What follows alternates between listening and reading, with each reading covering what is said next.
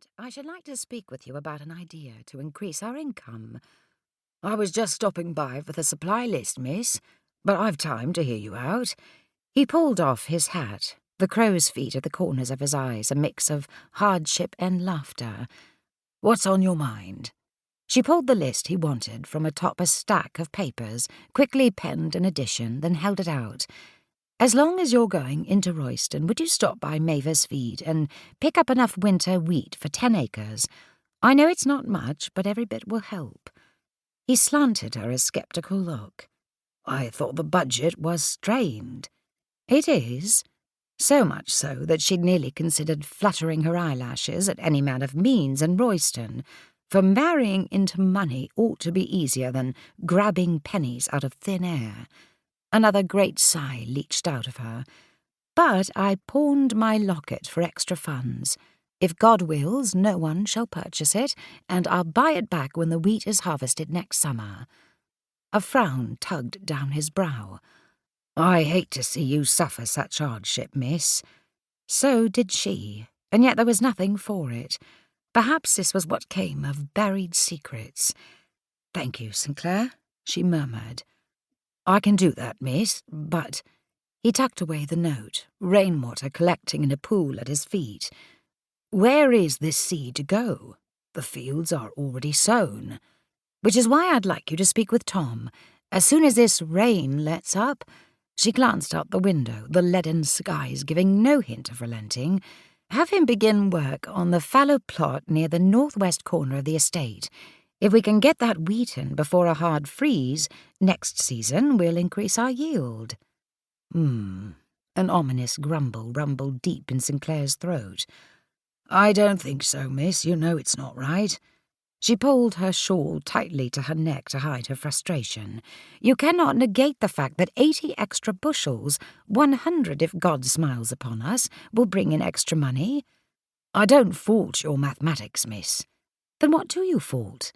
He fiddled with his derby, inching it about in a circle, the veins on the backs of his hands sticking farther out with each twist.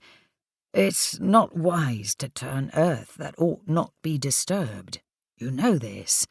She snorted, wholly unladylike, yet completely unstoppable. Don't tell me you believe such poppycock. I should have ordered this done earlier. It's not called the Cursed Acres for no reason, miss. Look around you, Sinclair. She swept her hand through the air, knocking her shawl aslant. The house is falling down about our shoulders. The Inman estate is already cursed. Besides, that tale is from centuries ago. I'm sure any truth to the legend has expired by now. When the land is left alone, in peace the curse is overthrown. As if on cue, a low drone of thunder added a sinister tone to the ancient words. A shiver spidered down Eva's spine, one that annoyed more than frightened. She faced the steward with a lift to her chin. Be that as it may, the account numbers leave me no choice. That ground must produce, despite traditions or superstitions, and even then we'll barely get by. I don't like it, miss. He blew out a long breath. But I'll do as you ask. Thank you, Sinclair. I know it's not been easy on you since my father died. It's not been easy for any of us. I pray we will soon see better days. Your words to God's ears, miss. He clapped on his hat. And may the good Lord grant us a speedy answer. Good day. Good day. Her words blended with the chime of the wall clock. 11 already. Where had the morning flown? She closed the ledger cover, weary of trying to balance numbers that refused to be wrangled into any sort of common sense. Leaving the office, she wound her way through the back corridor, passing by the open kitchen door. The mouth-watering aroma of baking bread pinched her empty stomach. Thin soup and toast for dinner again, yet she was grateful for it.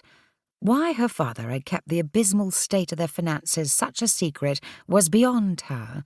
After managing the books this past year, she still couldn't account for how he'd kept things going, save for the odd earnings he'd labelled as sundries.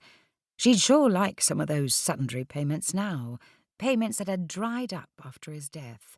Apparently, he'd had some... To keep listening to this audiobook, I've left you a link in the description so you can do it, at no cost thanks to Audible's 30-day free trial.